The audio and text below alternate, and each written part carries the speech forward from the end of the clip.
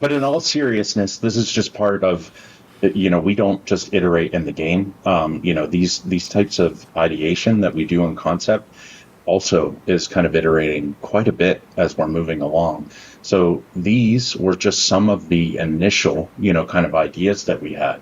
But what was interesting about it is even within this, it kind of like starts to hit at some of that flamboyancy where also it really starts to hit at the kind of more vagabond thief, kind of thing. And during that, we really realized that, you know what, we actually want to double down on the flamboyancy of this actual faction of people, because we still will have pirates, we'll still have bandits as different factions, but for this faction in particular, the PKs, like we really wanted to leverage the more flamboyancy, having gold, having potential masks, even, because they're a group of people that you'll see a lot of, and sometimes those things are thought of and maybe just a side thought, and maybe not even one of the more directional thoughts of what would make them different.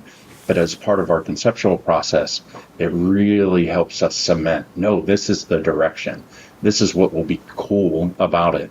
For instance, they were called PKs, which, as bird spoiled, kings is at least the K part. And one of the ideas that was kind of floating around the team is like, well, why, kings? If the flamboyancy part makes sense, but maybe there's even, some of the kind of things about their silhouette that will feel more like a crown, at the top, and that becomes a little bit more of, their kind of brand or their insignia, and one of the things that kind of make them different.